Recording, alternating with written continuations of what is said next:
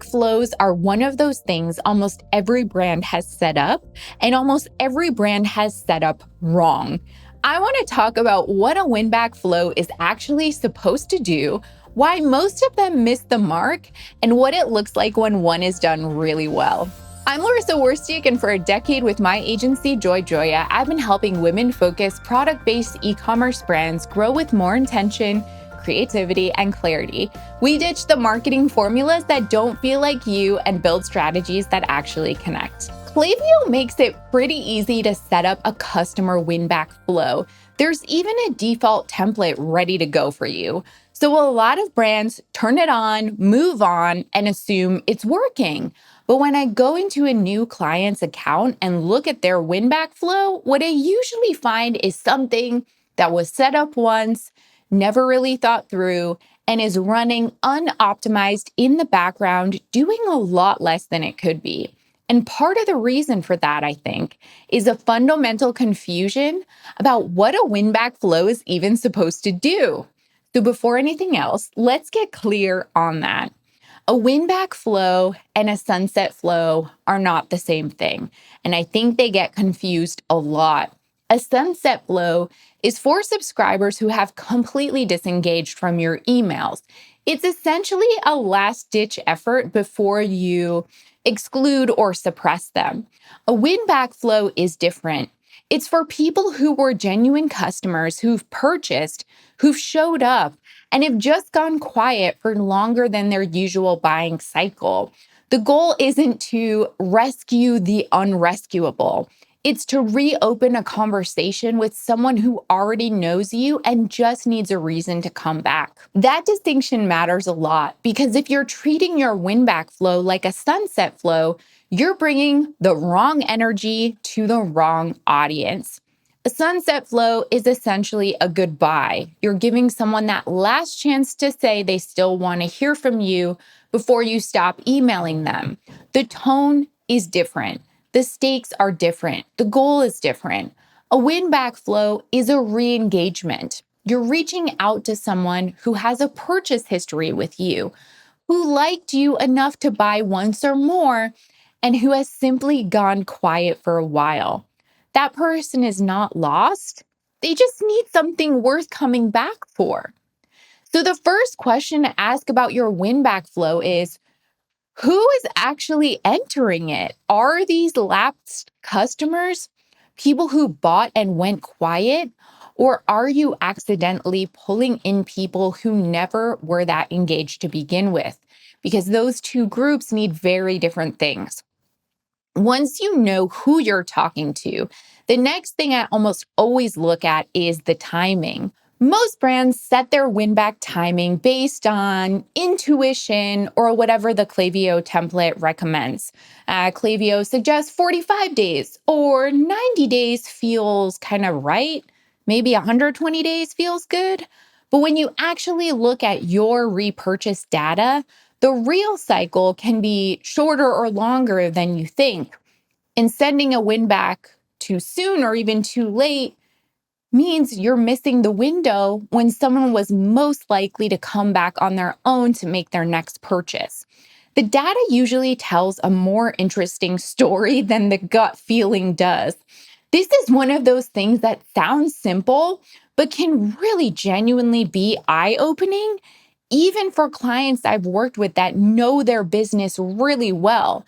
When we pull that repurchase data and look at how long does it typically take a customer to buy again, the number is often shorter than what the win-back flow is set to trigger at, which means the flow is firing after the natural repurchase window has already closed. You're just not catching people at the moment they might be thinking about you again. You're showing up late to a conversation that already ended. And this is really where I encourage testing too.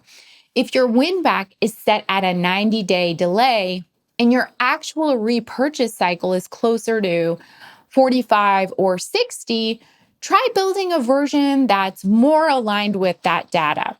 It might feel counterintuitive, like maybe you're worried you're reaching out a little too soon to try to get that next purchase, but the data is pretty reliable. I would say more reliable than instinct or vibes here.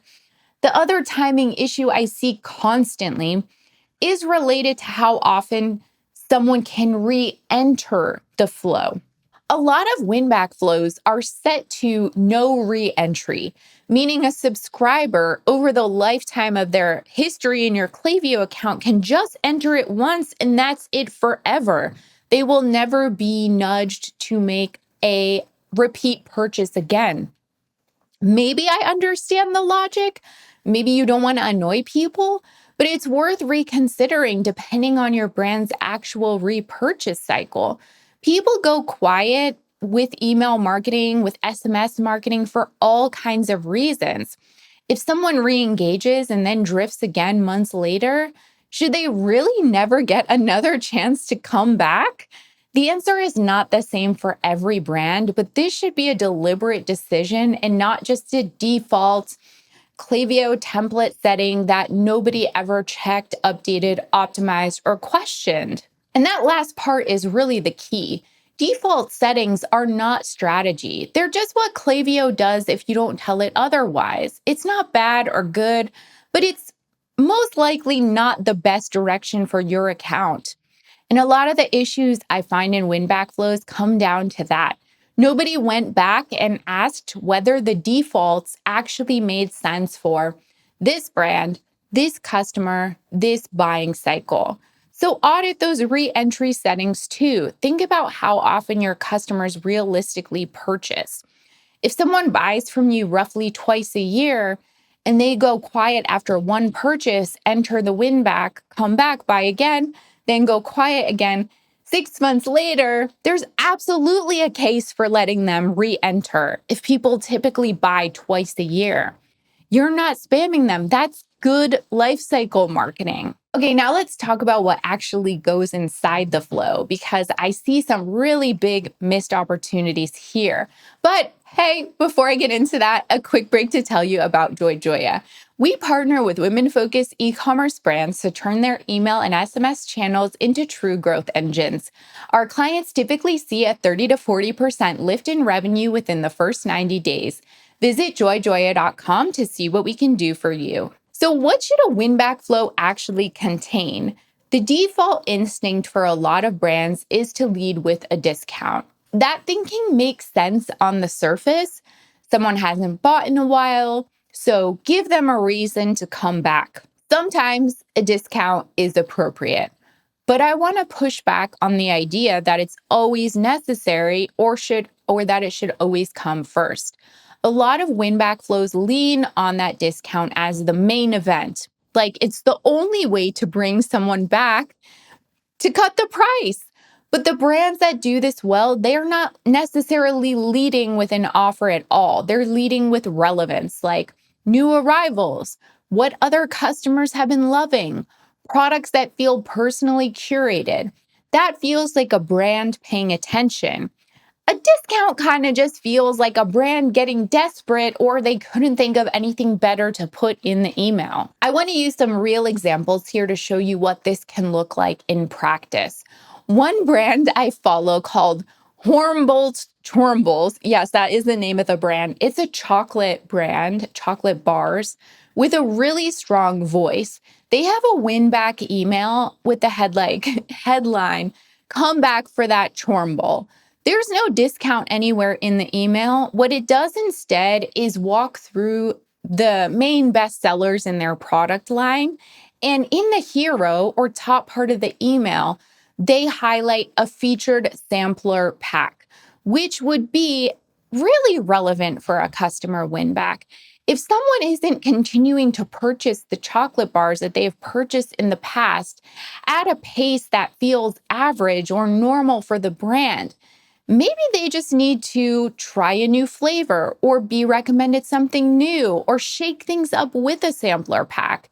So this is a way to introduce novelty for a customer that needs to kind of be wooed back into purchasing. Then they have all their individual flavors, kind of like a reintroduction to all the offerings with a call to action to shop. So the whole email in itself is a browse experience that's like, look at all of this, remember why you liked us, and come pick something because we have a lot of great options that could be for you. This really works because the product is the hook, the brand voice is the hook. Again, they don't have a discount. Then there's Print Fresh. This is a pajama brand. Their win back leads with see what's new. It mentions a press feature from Allure, highlights the newest colors and patterns, calls out the fact that they've recently expanded their size offerings. And then they do at the bottom of the email have a discount with a personalized code. The copy literally says, oh, and here's a little gift from us to you. So the content all above the discount, the very thoughtful presentation of the products and the offerings earned the offer. The offer didn't have to carry the whole email. And then there's Shower Cap. Yes, another brand with a funny name. Their win back opens with fancy seeing you again. This one does lead with 20% off their newest collection. So yes, there's a discount, but the tone is so confident and brand forward that it doesn't read as desperate. It reads as, we have something new. Here's a reason to come look at it. Now come check it out and use a discount if you want. What all three of these have in common is that they feel like a brand that has something worth showing you, not a brand that's panicking because you haven't bought recently. That's the energy a good win back should have. And it comes from a few specific things. Featuring new arrivals, so there's a genuine reason to come back and see something new. Highlighting recent bestsellers or what other customers have been loving so that it feels current and relevant, and writing copy that feels personal and considered rather than generic. We miss you with a discount code is not personal. It's a template. It's a copycat. And your customers are going to feel that difference. The best win-back flows don't feel like a win-back flow. They feel like a really well-timed, thoughtful message from a brand that noticed you'd been away and actually has something worth showing you. That's the standard. Again, not we miss you and a 10% off code.